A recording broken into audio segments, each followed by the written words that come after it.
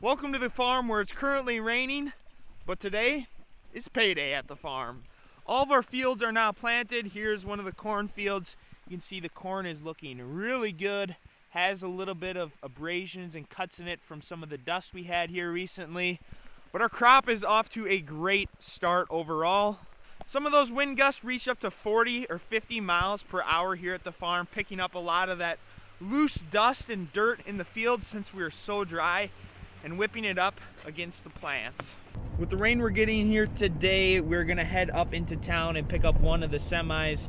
That way we can start hauling in some grain, which we harvested last fall, and we can start using that money to pay down some of the operating note for all the seed and all the chemical and fertilizer we have for this current year's crop.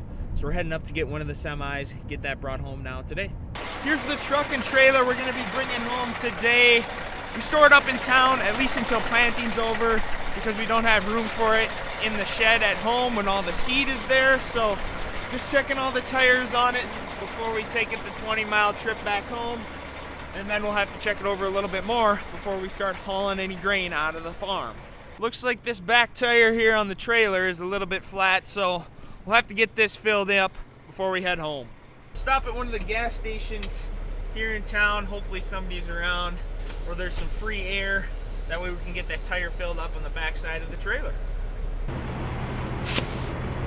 I got the air in the tire like we needed. I didn't do the best at backing up to the shop because somebody broke the mirror on our semi in the storage shed over winter, so it's kind of hard not having that mirror in there.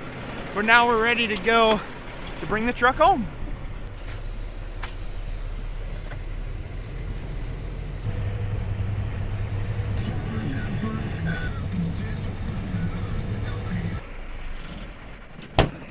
Now that we've made it back to the farm, obviously I still need to check over everything on the semi, the tires, make sure they're good, grease some of the axles, make sure the trailer's all completely emptied out. But on the way home, I called the place that I sold my 7,000 bushels of soybeans that I'm hoping to haul with that truck. Those 7,000 bushels are gonna come out of this bin right here. They weren't contracted until the month of June, so as a farmer, you set which month of delivery you're gonna start hauling your grain, and I set mine for June. It's still the last week of May, but since it's been raining, it stopped raining now, we don't have any field work we can do since it rains, so thankfully the place I'm hauling to said that they would allow me to start hauling in early, so we'll start hauling beans out of this bin here pretty soon. See how much rain we got. Looks like we got, wow, just under a ½ inch of rain today. It wasn't even supposed to rain much today, but we picked up a ½ inch, which, not that I'm complaining, because I believe the later half of this summer, we're gonna be thankful we got that moisture.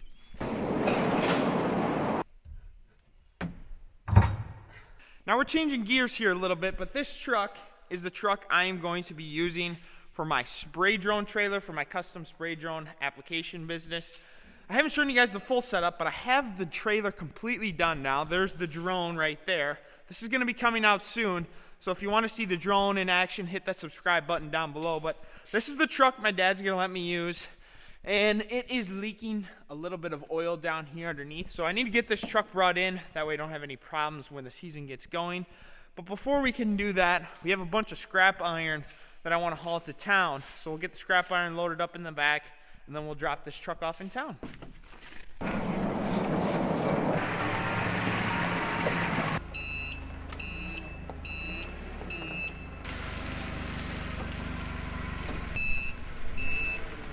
Change of plans.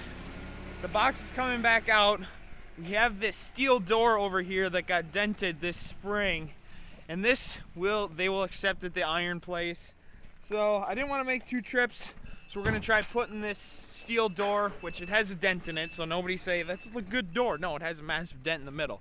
So we're gonna take that steel door, try to put that in the bottom of the truck bed, and then put the container over top to hold it down. That way I don't have to make 2 trips, and that way I don't have to hook up a trailer or nothing. So we'll see if this works.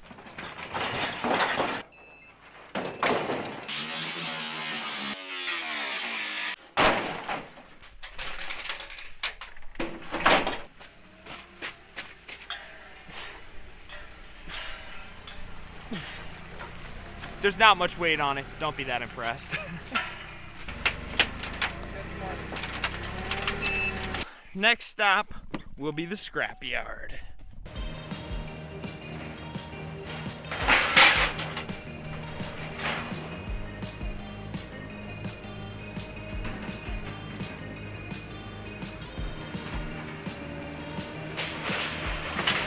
Not gonna lie, I contemplating asking him if he would allow me to run the crane. Obviously, I'm not certified to do it, but nothing more than I would love than to get to run one of these things at least once in my life.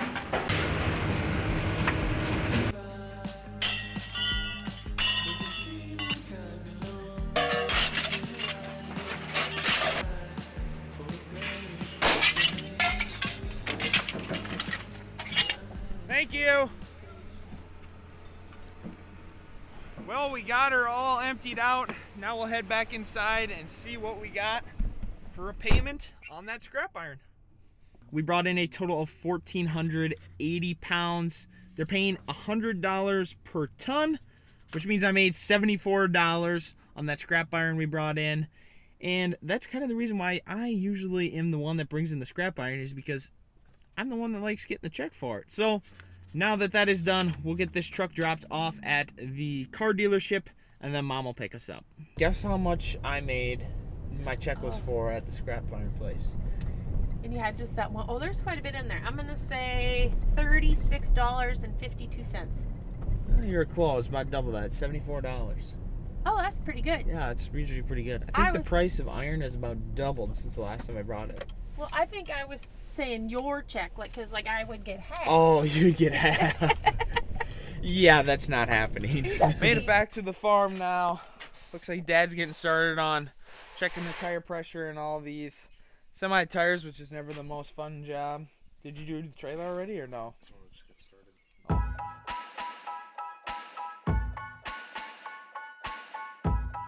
On this truck, I also noticed while I was going over it, we're missing one of these lug caps here. I don't know, must have fell off. I didn't check to see if we had that when we were up in town, but since we have it parked in front of the shop, I'm gonna see if we got an extra one we can put on there. Hey, looky there.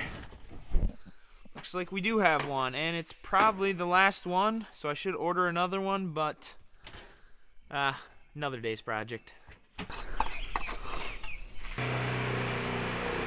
Now that it's been 3 weeks since my cornfield has been planted, a lot of things have changed out there, so I want to bring you guys out there, catch you up to speed on what my corn crop, and we'll stop at my soybean field to see what that's looking like.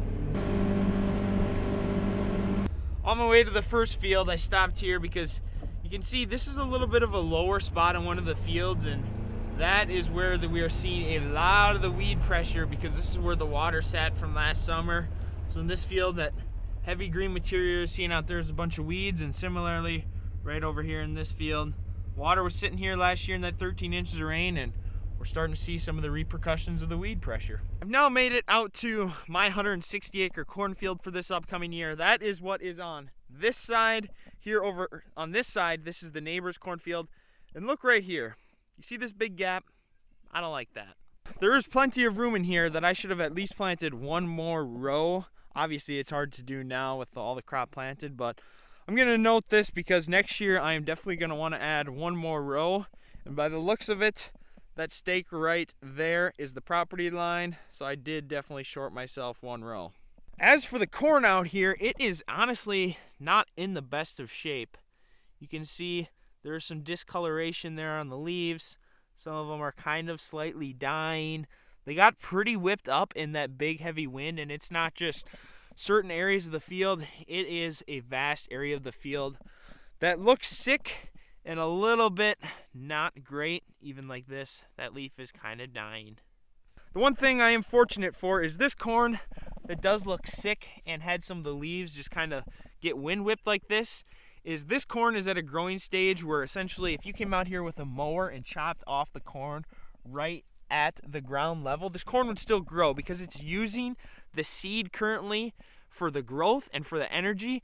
And here, once it gets just a little bit bigger above ground, all these corn plants will transition from using the seed to energy to using all the root system for energy. So once it transitions to that root stage, if they were to get mowed off, at that point, we would be forced to come out here and replant some more because they wouldn't grow back. So thankfully, this corn will grow out of this stage. But one thing we're desperately going to need is today it is maybe 60 degrees. It is cloudy. It has been cloudy and rainy all day, and it's been like that for the last couple days. We're gonna need some heat. Heat is gonna start doubling the size of this corn. So the corn's gonna start doubling in size every week here for the next couple weeks, assuming we get enough heat units and we get enough rain. This corn is going to be doubling every week for at least the next month now. Well, I was hoping to make it over to the soybean field tonight, but one of the neighbors saw me out in the field and we started to talk and looking a little bit more of the crops. So we're not gonna make it there tonight, unfortunately, but that'll be in an upcoming video. So that's all I got for today's video of HiTech Farmer. Thanks so much everybody for watching. We'll see ya in the next one.